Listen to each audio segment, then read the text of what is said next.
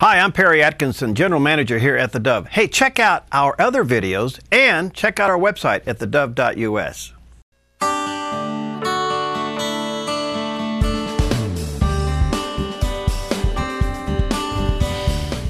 Welcome to Focus Today. I'm your host, Perry Atkinson. Well, it's always a delight to have back with us today Dr. Art Lindsley. He is Vice President of Theological Initiatives at the Institute for Faith, Works, and Economics. And he's been writing about an interesting subject called poverty. Well, where are we with this? And how are we handling it as people of faith, or how are we handling it as a culture? So, Dr. Lindsley, nice to have you back, my friend. Why'd you take this topic on? First of all, Institute for Faith, Work, and Economics is what I would call a biblical advocacy think tank. And we want to focus on three things: freedom, fulfillment, and flourishing. And we thought about what's the topic that we would most want to have as our first book. We thought poverty is so important. It's such a central theme biblically. And of course, Christ calls us to care for the least of these. And so we thought this issue of poverty would be a great place to start. And what we did was compile 12 authors that are both theologians and economists to be able to speak to this issue. Because we often find that theologians don't understand economics and economists don't understand theology. And so to bring together both of these to address the issue of poverty was important.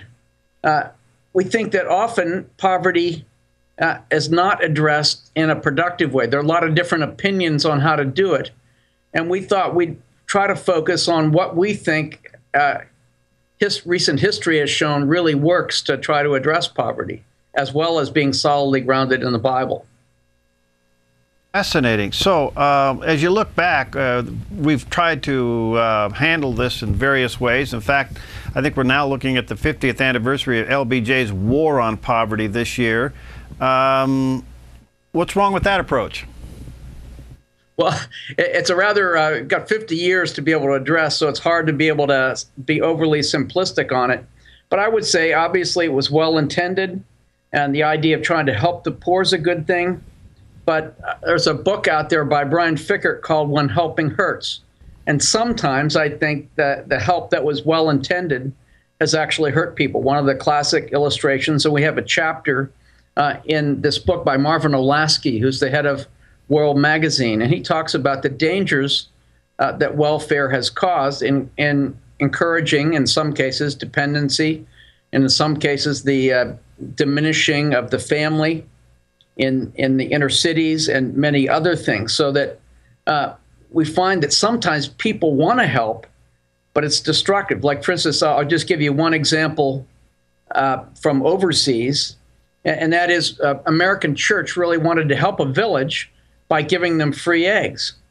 And so they did it for about a year, but unbeknownst to them, by giving free eggs to this village, they drove out of business the guy that was providing eggs in that area. And by the end of the year, they stopped giving the eggs, and there were no eggs available because the only person that was there was put out of business. So sometimes helping or desiring to help can actually hurt unless you look further. And that's, I think, happened in the U.S. as well on a number of different levels. You know, the faith community in many ways responds to this through various organizations, and some do it very, very well. Are we handling this, from your research, biblically? Are we handling this in a biblical way or in a correct way according to the Bible? I would say, biblically speaking, of course, we're to address this issue of poverty in a solid direction. But I would say there have been some misunderstandings of Scripture at various points, like what role the state is to play. I mean, I think everybody agrees that there's a place for government and nonprofit, but there's and nonprofits in the church. But a lot of people have misunderstood the place of markets and business in being able to address poverty. Like, for instance, one author says that in 1800, 85% of people were in extreme poverty. And extreme poverty would be calculated as $1.25 a day. And in 1950, it was down to 50% in that extreme poverty. In 1992, 25%. In 2007, 15%. Jim Kim, who's the head of the World Bank, has just recently said that if we continue on this path, world poverty could be eliminated, except for situational poverty, by 2030. And that's been predominantly through markets. And it's amazing how many people have come to recognize that in recent years. But I think many people have tried to, biblically speaking, exaggerate the role of the state in doing it. I would say that the primary role of the state should be to prevent evil and to punish the evildoer, and not be the one that primarily tries to do good. I think in doing so, it usurps the place of the church and of nonprofits in being able to address the poor. I think there's some things government should do, but some things that government can't do well, or as well as the church can do. Well, that's fascinating. Explain the market impact on this. What do you mean by the market impact? Well, I think it's by creating businesses. You know, in countries, for instance, if you start with small businesses and you work up to larger businesses, then there's much more employment, there's much more productivity. I think that businesses and markets really put the emphasis on human creativity and the ability of people to be able to use their minds to come up with unique ideas and unique products and services that really can be able to help other people. And I think the problem has been often in some countries that's very difficult, where regulations make it almost impossible to start a business. Like one country in South America, it took 286 days and multiple different processes to even start a very small business. And that's the case in many places. And even somewhat in the U.S., it can be very difficult, but because of regulations and because of all kinds of things, to start businesses. So I would say the more there's economic freedom that's allowed, the more creativity and productivity people can have. Now, obviously, there does need to be government regulation at some point, but the question is sometimes that regulation becomes too extensive. All right. So first of all, let me also mention before we run out of time, you've co-authored a book, For the Least of These, A Biblical Answer to Poverty. Is that available now? Yes. And it has some really outstanding authors, such as Arthur Brooks, who's the head of American Enterprise Institute, wrote the introduction. You have Walter Kaiser, who was the president of Gordon Conwell at one point and is kind of dean of Old Testament theology. Wow. You have people like Lord Brian Griffiths from England, who was the chief advisor to Margaret Thatcher. He's now vice chairman of Goldman Sachs there in Europe. Another person, Father Sirico, is the head of Acton Institute. Larry Reed, who's the head of the Foundation for Economic Education. Or Marvin Olasky, head of World Magazine.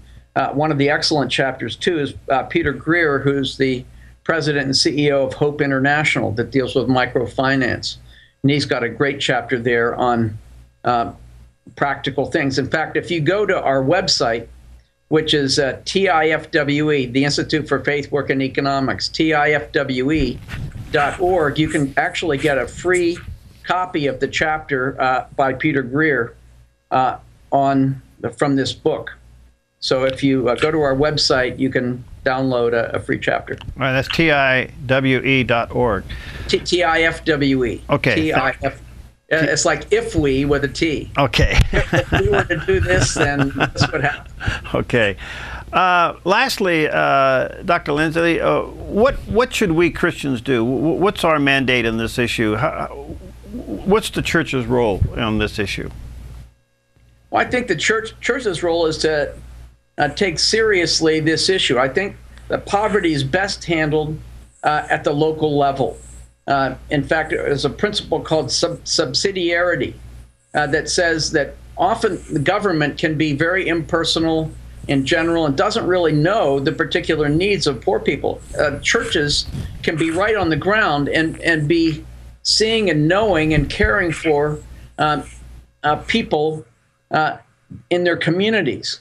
And I think that the church cannot allow the government to usurp the place that they can have. I know in history, like Richard Turnbull has an excellent chapter in this book, Lord Shaftesbury and others from ancient history that address the poor often would take on the whole issues of a city and divide up the city into quadrants and try to help the people in various sectors. And often people that are local can know the specific needs of people and meet them more adequately. And we shouldn't divorce just the physical help from spiritual and emotional help as well, that I think the church and nonprofits can provide better than government. You may want to get a copy of this book, and it's called For the Least of These, A Biblical Answer to Poverty. Check it out at the bookstores, and you can go to their website and download a chapter there, and that's tifwe.org, and check it out. Dr. Lindsley, this is fascinating. Thank you for your work, and I'll be anxious to get a copy of that and take a look at it, maybe have you back. Well, thank you, Perry. I'd very much like to be able to talk to you again. All right, God bless. Have a good day, my friend. Okay. We'll be right back. Bye-bye.